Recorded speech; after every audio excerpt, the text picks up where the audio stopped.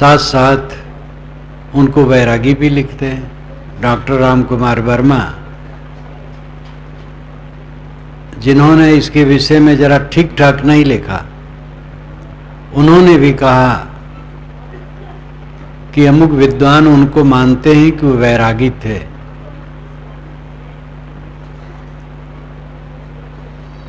पाठ्यक्रम में ये प्रदूषण फैलता है।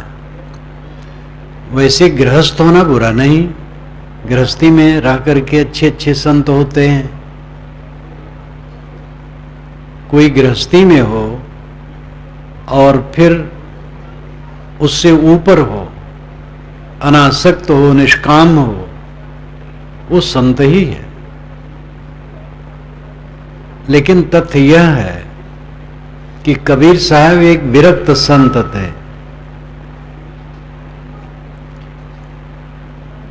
किसी के जीवन को समझने के लिए प्रामाणिक जीवनी हो तो हम उससे समझ सकते हैं। प्रामाणिक जीवनी न हो तो दो आधार हैं, आंतर साक्ष्य और बाह्य साक्ष्य।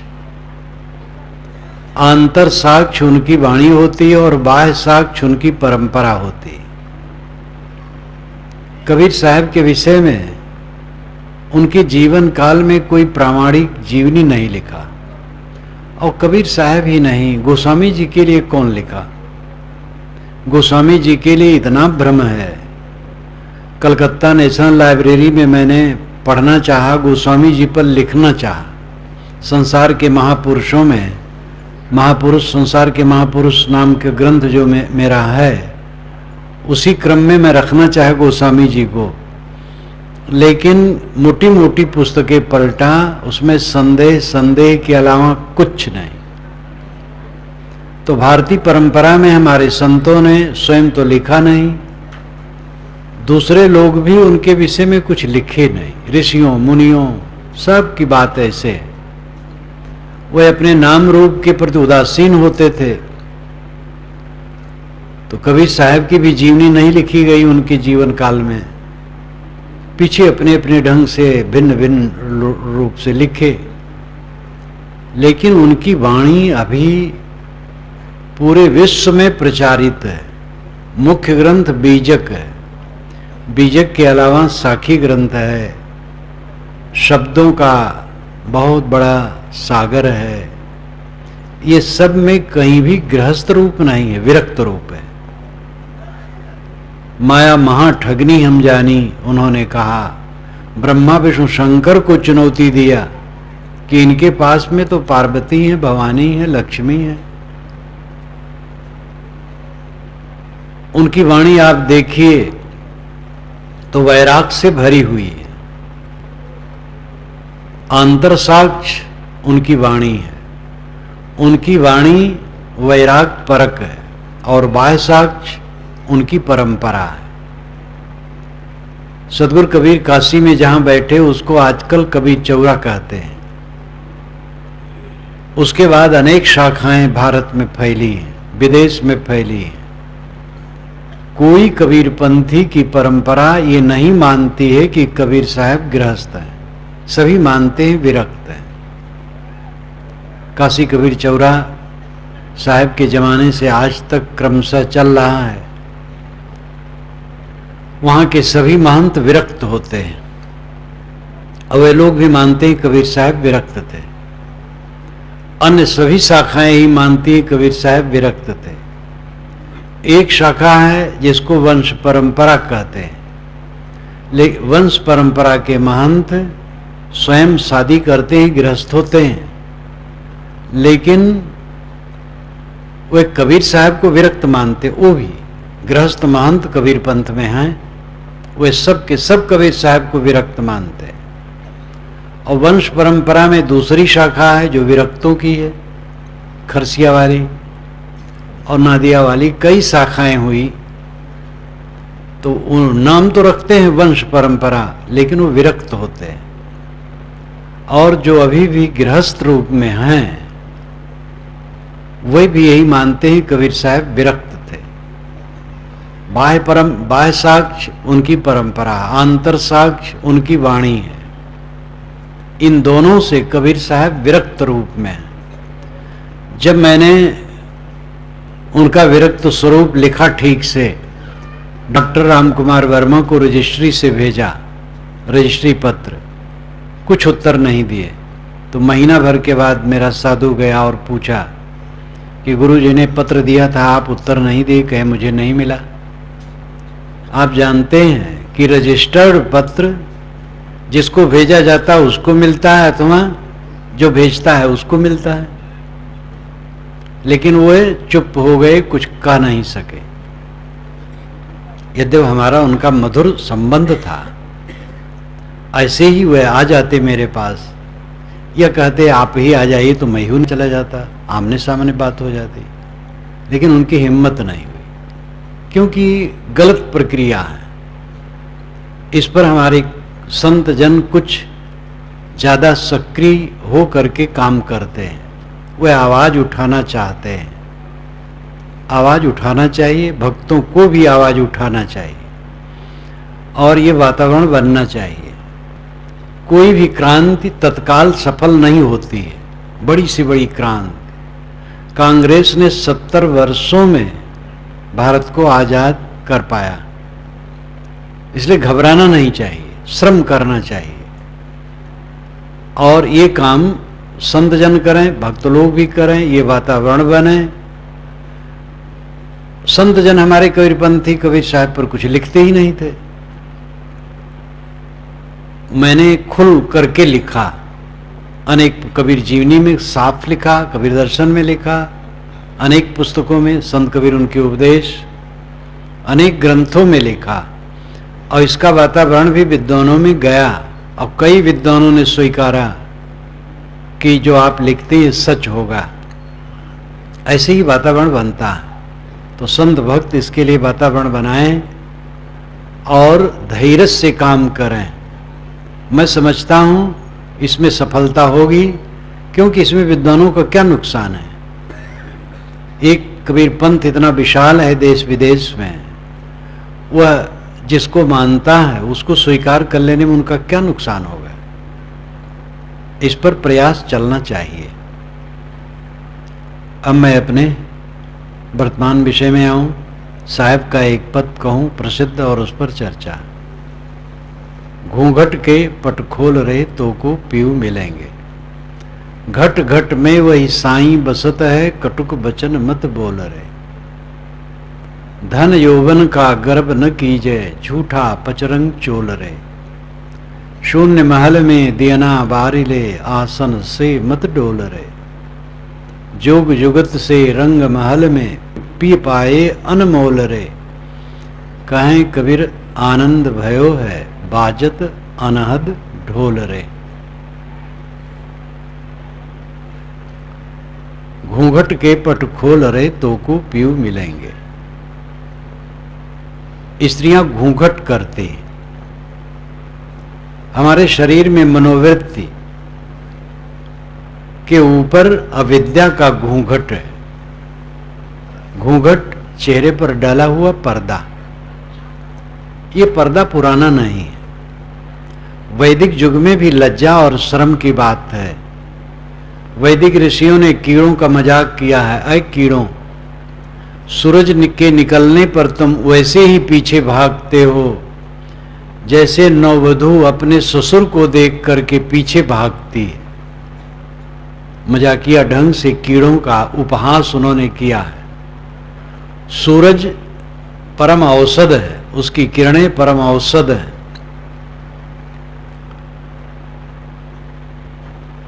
तो इससे ये लगता है कि बहुएं ससुर से लज्जा करती थी, लेकिन घूंघट कहीं नहीं।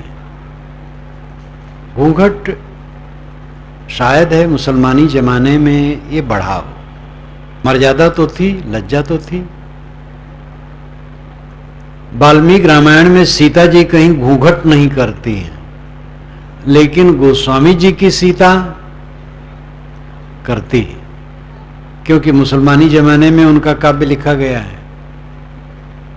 तो काव्यों पर प्रभाव वातावरण का और समय का पड़ता है।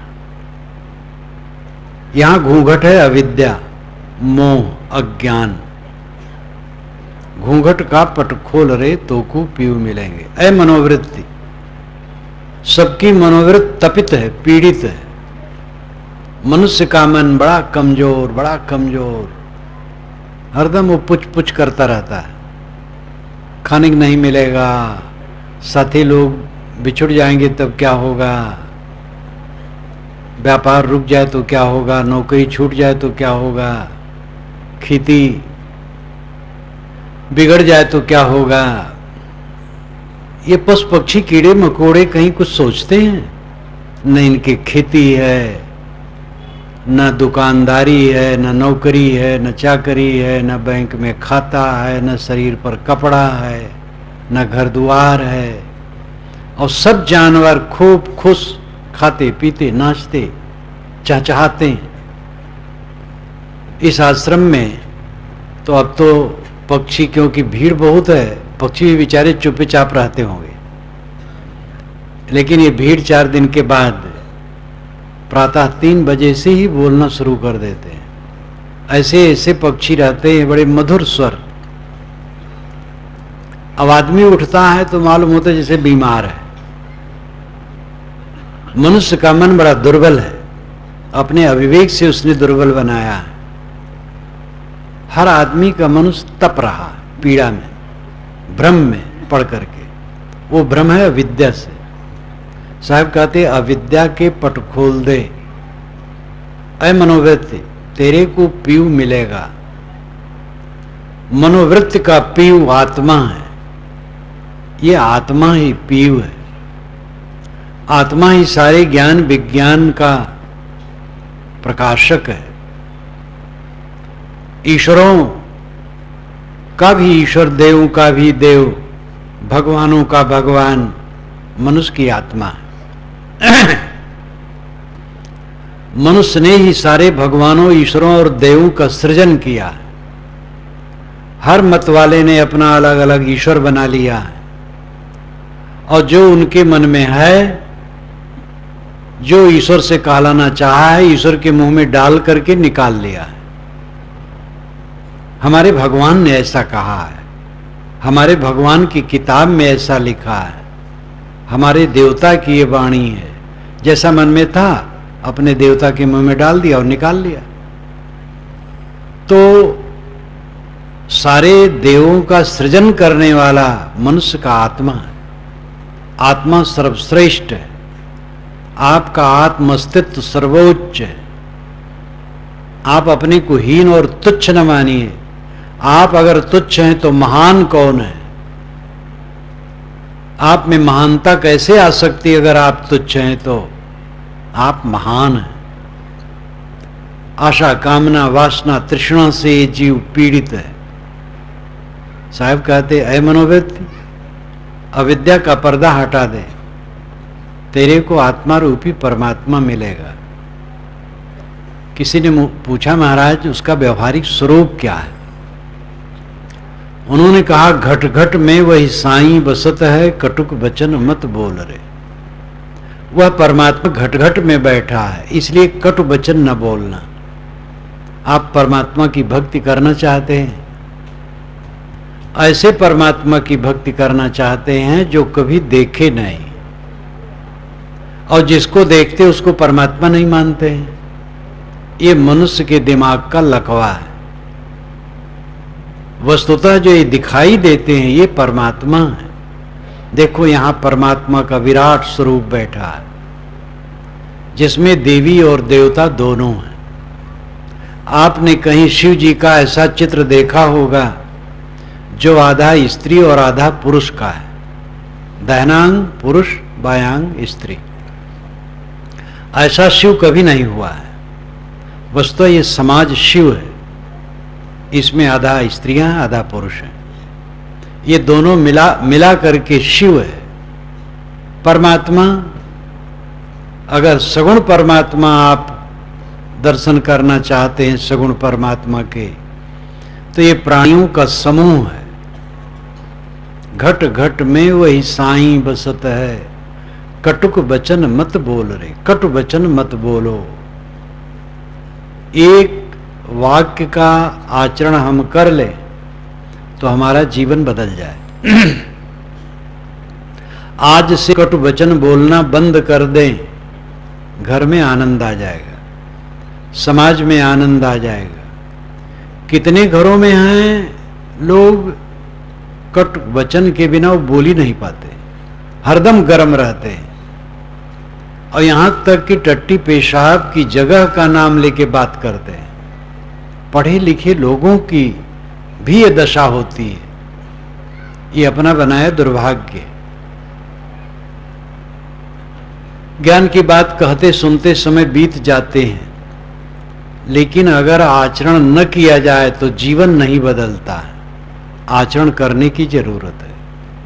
प्रतिज्ञा करें आज से कि कटु वचन नहीं बोलेंगे, जीवन हमारा बदलेगा। वाक्य संयम की बड़ी आवश्यकता है। बिला वजह बोल करके हम वातावरण खराब करते हैं। अहंकार पूर्वक वचन, कटु वचन कभी न बोलें। घट घट में वही साईं बसत है, कटुक वचन मत बोल रे।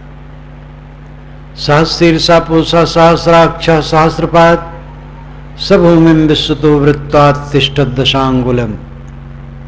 ये ऋग्वेद के पुरुष सूक्त का मंत्र है। उस विराट पुरुष के हजारों हाथ पैर सिरग्रीवा हैं। वो कौन सा विराट पुरुष है? ये प्राणियों का जो समाज है, ये विराट पुरुष है। साणाचार्य वेदों के भाष्यकारों में सर्वोच्च भाष्यकार माने जाते हैं। ऋग्वेद और अथर्ववेद का भाष्य उनका मिलता है। सामवेद स्वतंत्र वेद नहीं है। ऋग्वेद के मंत्र ही सारे सामवेद में हैं। सामवेद के पास कुल अपना 75 मंत्र है बस, इसलिए शायद उन्होंने उसका भाष्य नहीं किया। यजुर्वेद यज्ञ परक है। यद्यपि वे कर्मकांडी पंडित थे, लेकिन यजुर्वेद का भाष्य भी उनका नहीं मिलता। बहुत काम के वेद ऋग्वेद और अथर्ववेद है, ये दोनों का भाष्य उनका मिलता है।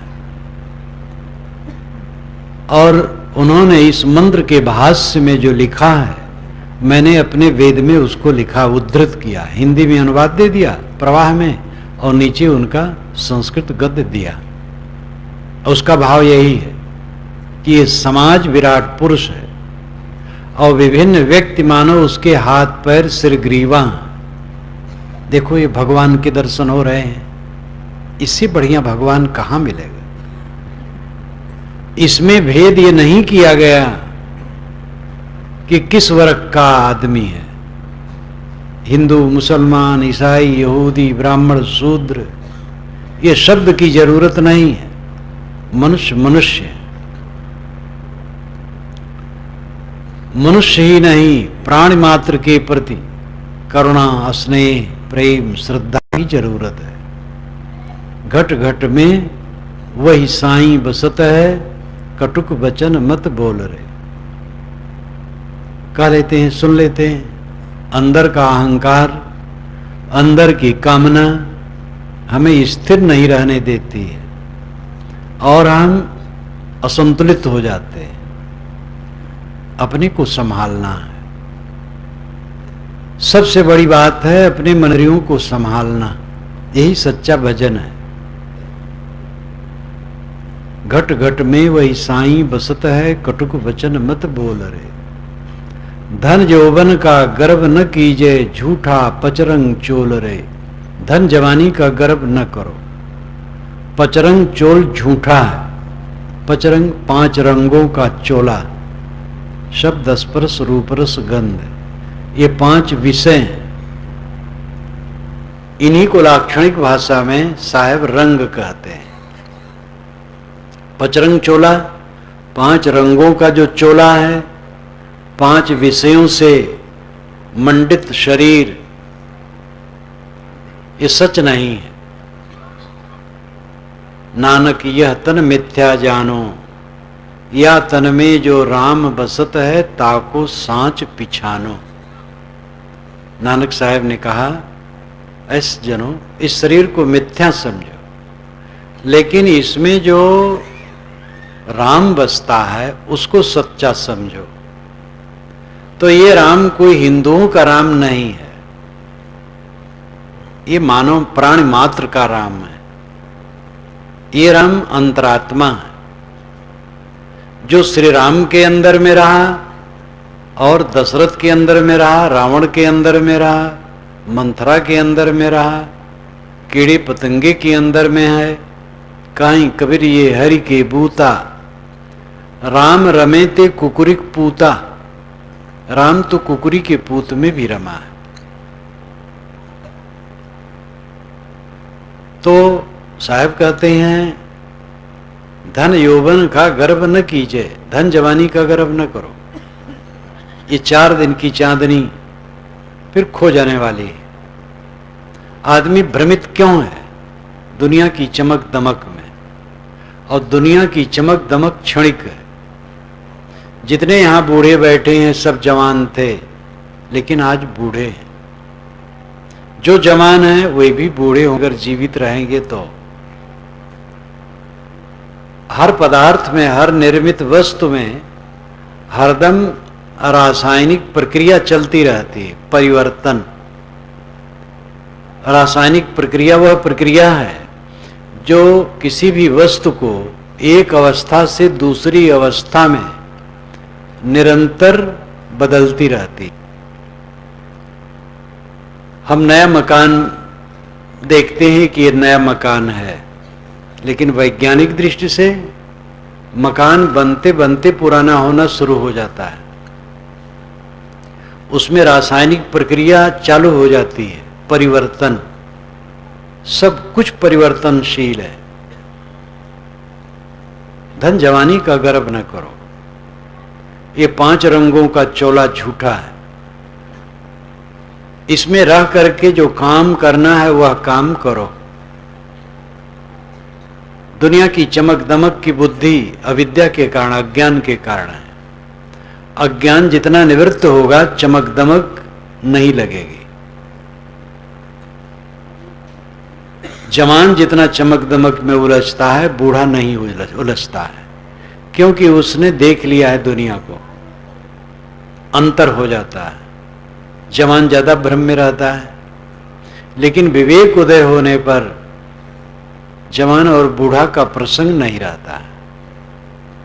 आदि शंकराचार्य 32 वर्ष की उम्र में सब काम करके शरीर छोड़ दिए थे। वो एक सुनता हूं 8 ही वर्ष में घर छोड़ दिए थे। 8 ही वर्ष की उम्र में विरक्त हो गए थे। और भारत के 4 कोनों पर 4 मठ स्थापित किए, प्रस्थानत्रयी का भाष्य किए, उपनिषद, गीता और ब्रह्म सूत्र, और अनेक पुस्तकें मौलिक लिखे और प्रचार किए, और शरीर छोड़ दिए 32 वर्ष की उम्र में। पारक सिद्धांत के परम संत श्री पूर्ण साहेब, परम वैराग्यवान पुरुष, बीजक की टीका उन्होंने लिखी। उन्हीं की बीजक टीका प्रथम टीका है। शायद धनौती की टीका पहले रही होगी। गुरगम बोझ धनौती की टीका है, उस पर पूर्ण साहब का प्रभाव नहीं, इसलिए वो पहले होगी, लेकिन वहां विकास नहीं हुआ। पूर्ण साहब की टीका छपी। पूर्ण साहब की टीका देख करके ही रीवा नरेश ने अपनी टीका लिखी। वो तो कॉपी ही करवा लिए थे, बुरहानपुर अपना पंडित भेज करके लिखवा लिए थे। और रीवा नरेश की टीका पहले छपी है। पूर्ण साहब की टीका तो बहुत दिनों तक पड़ी रही, तब छपी, लेकिन लिखी गई है पूर्ण साहब की टीका पहले। इसके लिए प्रबल प्रमाण है। रीवा नरेश ने अपनी टीका में पूर्ण साहब को उद्धृत किया है, और पूर्ण साहब के अनेक बड़े बड़े वाक्य ज्यों का त्यों अपनी टीका में लिख लिया, नकल कर लिया। तो पूर्ण साहब 32 वर्ष की उम्र में उन्होंने भी शरीर छोड़ दिया। आज प्रत्यक्ष उदाहरण है, थोड़ी थोड़ी उम्र में विरक्त हो जाते हैं लड़के।